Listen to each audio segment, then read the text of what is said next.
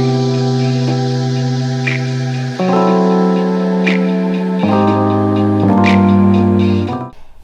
everyone, welcome to my channel or welcome back to my channel if you've been here before. So my name is Anne, and in this video today I'm going to share with you my utterly honest review of my 1-year experience at UCL Institute of Education.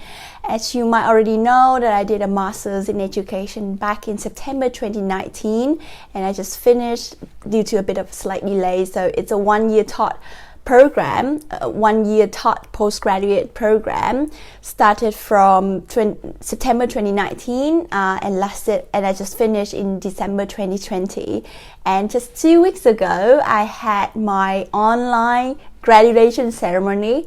It was a bit pathetic because, everything was online, and, when people called your name, so you basically turn on your camera to appear on the screen for like 5 seconds, and that's it for graduating.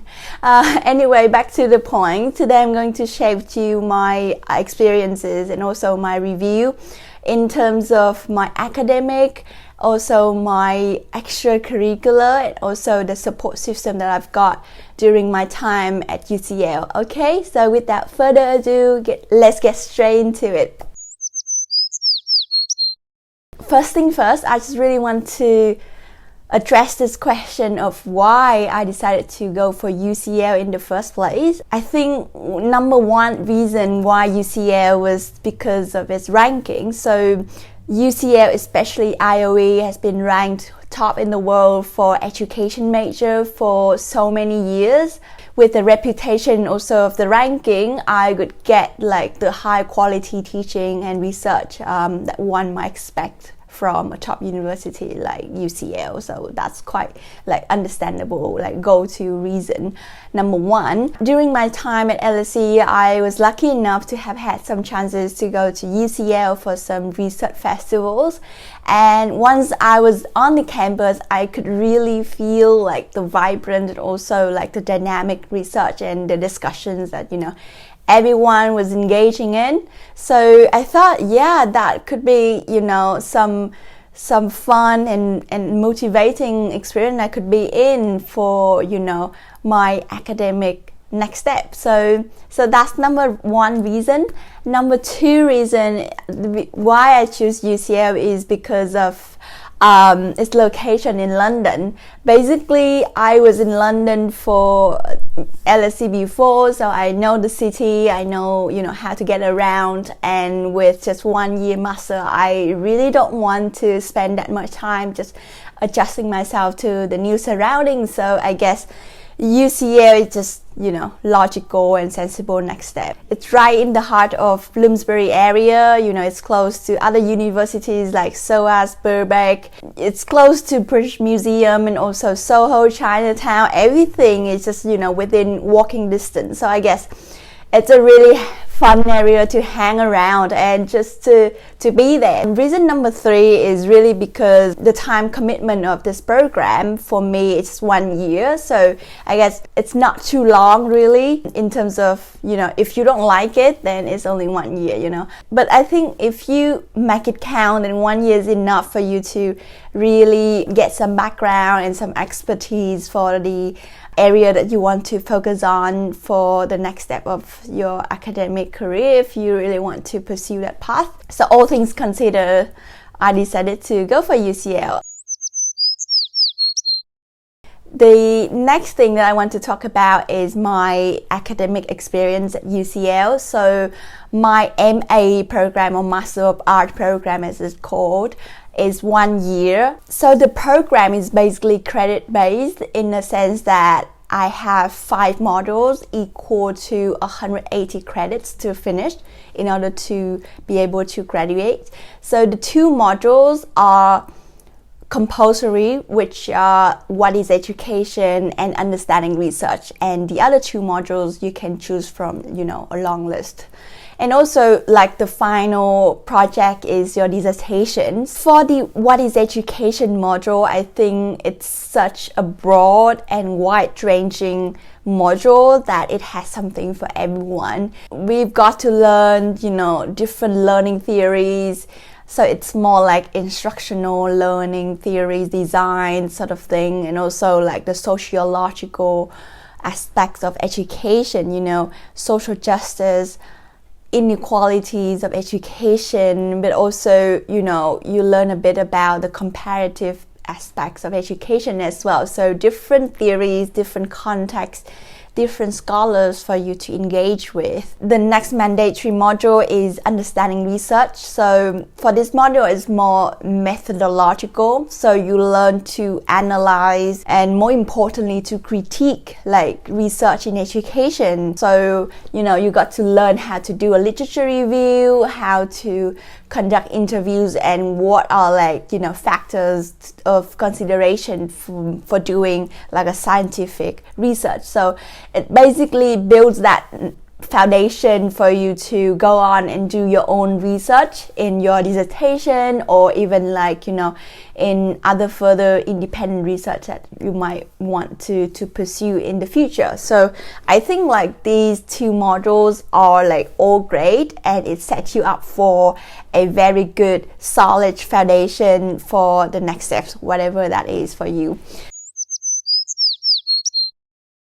Okay, so for the optional modules, I decided to take one is the curriculum development module, and two is the assessment module. So the two modules are sort of like more specialized in the area, in the name of the focus itself. And yeah, I think they're all like really relevant to what I'm interested in. But it would be a miss just not to mention the dissertation, because this is like where I enjoy the most. So for the dissertation, you got to choose the topic of your own, and you got to basically come up with your own idea, decide it for your own research methods, and also, you know, just basically the data collection and everything. You got like the absolute agency over it. So this is where I decided to conduct a research on the alignment between curriculum, English curriculum, and also the English examinations in Vietnam. And I decided to take the text mining approach, sort of analyze the discourse and the alignment relationship between the two. So it was a really fun, and it helped me a lot with my learning and my development as a researcher, as now I'm doing my PhD also in education, not directly relevant to what I did in my master's, but you know, it really like built me that foundation. So yeah, I'm really grateful and really happy with my academic experience at UCL. In terms of drawbacks, I think I only have one tiny little point. I just want to point it out and keep it real right here. Is the structure of the course is that you have to take one compulsory module in one term and the other one in your next term. As I mentioned before, these two modules are really like foundational for my learning, so I just wish that they can put together these two modules, like the two compulsory modules, right within the first term of my studies, so I already secure a very solid foundation for whatever I might want to decide to specialize in the next term. But that's not what happened. What happened was I have to take like the what is education module in the first term, and I also have to, in parallel to that, I had to take the curriculum design also, or maybe the assessment module in the first term as well.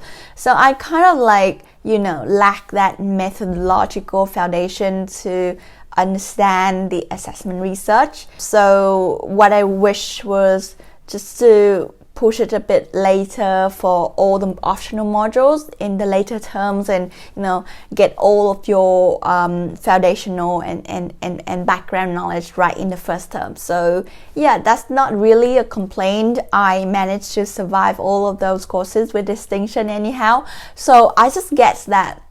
But you know, it's just a bit of like reshuffling of modules that could make more sense to me, I guess.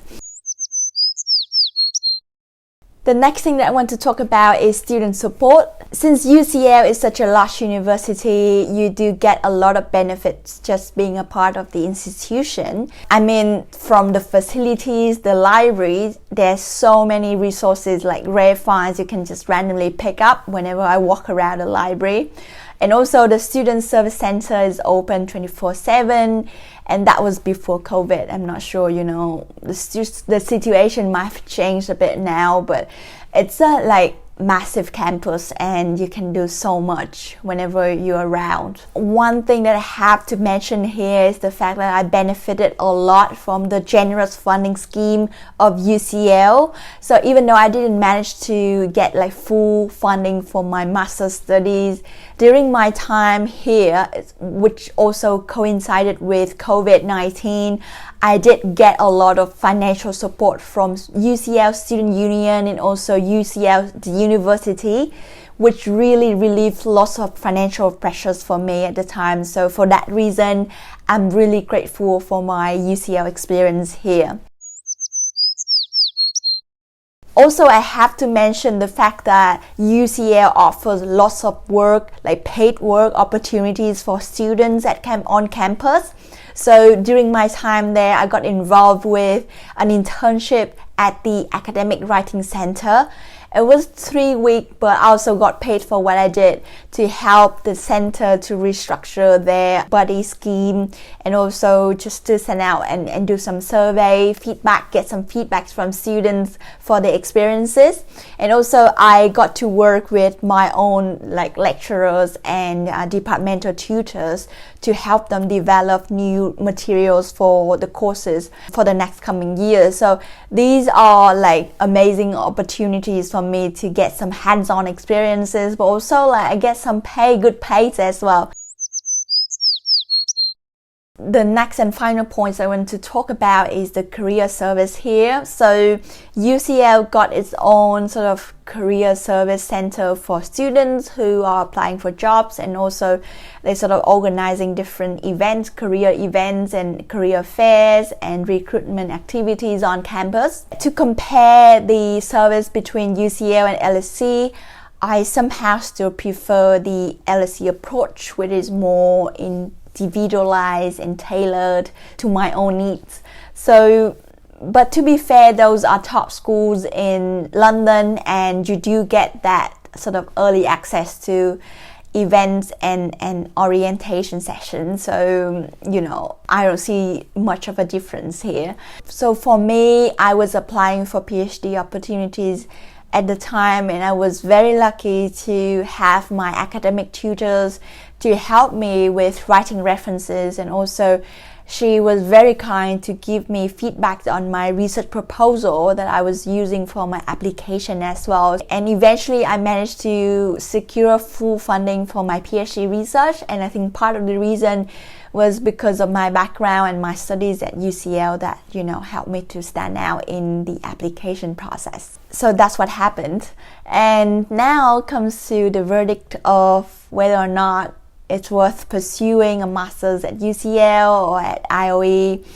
I think it's definitely challenging, but also rewarding as well. And there are so many opportunities that I mentioned I didn't even realize when I applied. And UCL's got an amazing support system for students here. I already mentioned that, but I have to say it again. There are some minor points I'm not really happy about with the structure of the program, or even the university itself can sometimes feel a bit too large and all over the place. But I think it all depends on your mindset. And if you're here to learn and if you're keen to explore, then the world is your oyster. So I think that's all I have to say for now. Thank you so much for watching, and I will see you in the next video. Bye, until next time.